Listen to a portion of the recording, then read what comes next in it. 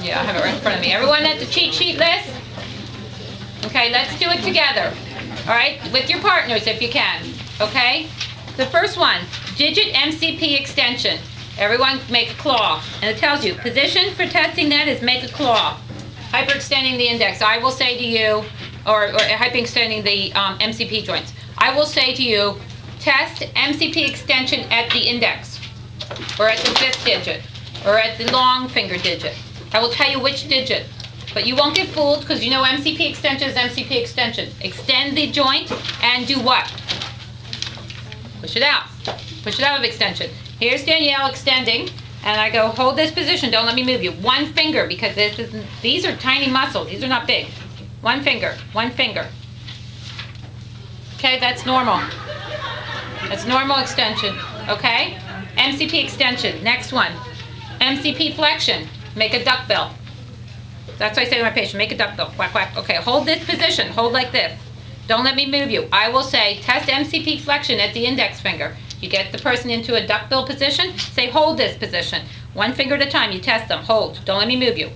I'm putting one finger at the proximal phalanx and I try to pull her out. One at a time. You don't have to do every finger. I'm only going to ask you to test one. Okay? But that's what you'll be asked to do. Any questions on that? Make a duckbill. Again, you have your notes. This is the way I want you to memorize it because this is the easiest way we've found to teach this. Okay, next thing. Digit PIP and DIP extension, interosteitis and lumbricals. Okay, again, make a duckbill. Okay, hold this position.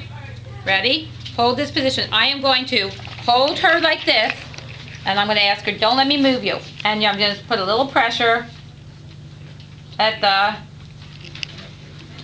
just distal to the PIP and distal to the DIP joint. Really, these are really weak. Okay, if you do it on yourself, you see that you don't, none of it, you can collapse really easily. So don't jam it down there. It's a quick little thing. Okay, and that means it's working. Literally on my patients, if they don't have interossei function and lumbrical function, they can't even get into the position. So they're doing this. And you're saying get into a duckbill and they can't. Okay? So, all right, let's see. What's next? If we do PIP and DIP extension, we're going to do PIP flexion and then DIP flexion, right? They're different muscles, so we're going to, and they do different things. So in order to get the PIP flexors, which is the flexor digitorum superficialis, we have to rule out the profundus muscle, because if the digitorum superficialis was not working, let's say it was ruptured, but the profundi was still working, because it goes further up, it could fool you, and you wouldn't know that you didn't have a superficialis. So we have to rule out the profundus muscle from working, okay? So here's how we're going to do it. We're going to take our fingers, and you're going to hold back all of the fingers except the one you're testing. Okay, now I've ruled out the profundi motion, because watch. There's no motion. Go ahead, try to bend down for me. Okay, but see, there's nothing, the profundi does not work in that position. Go ahead, bend down. Does not work in that position. The fifth finger is a little funky, so a number of us have an interconnected tendon for that, so it might not work at all for a number of us. Yours does, Amy's does, mine does not. Mine was not. It's just, is it, or am I not seeing it right? Oh yeah, yours does, but mine won't do that.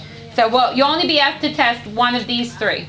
Okay? But again, hold back the other digits, ask the person to bend down, okay, check to make sure that the profundi is not working, and then say, hold for me. Don't let me move you. One finger. Okay? Bend down for me. Hold, don't let me move. Okay? That's easy, right? Okay? Let's see if Danielle has an interconnected one like me. Go ahead, bend down. She can't. See, hers is like mine. It's just interconnected with her profundi. Okay.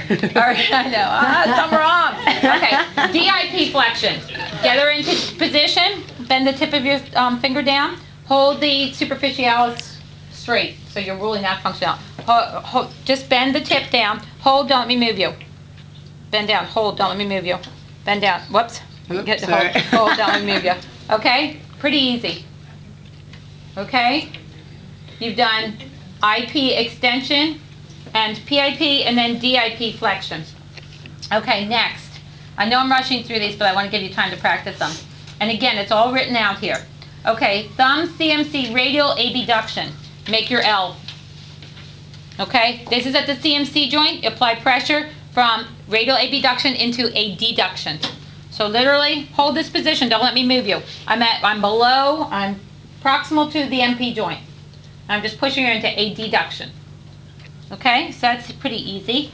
Thumb palmar abduction. Put her in palmar abduction. Same thing. Ready? 1, 2, 3, hold. Don't let me move you.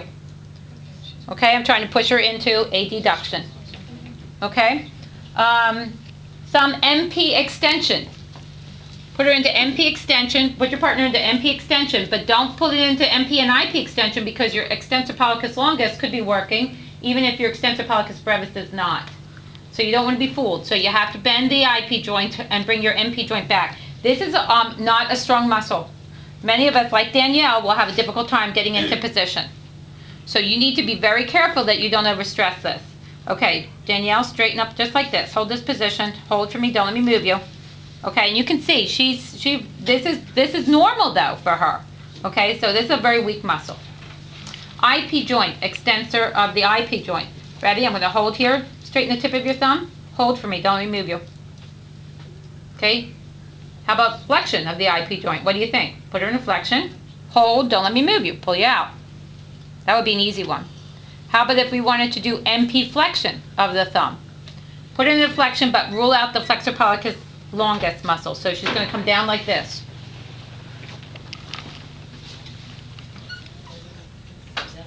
Okay. So Danielle, come straight across like that. Hold that position. Can you do that? Straight across? Okay, I don't want that tip down. There you go. Right like that. Okay, 1, 2, 3, hold. Don't let me move you. And she's going right into an FPL pull. Can you see that? Because, again, the flexor pollicis brevis is not strong. Okay? So try it one more time. Come down like this. Hold. Don't let me move you. 1, 2, 3. Okay, and she's very easily, I can pull her out of that. All right. Any questions? Let's practice.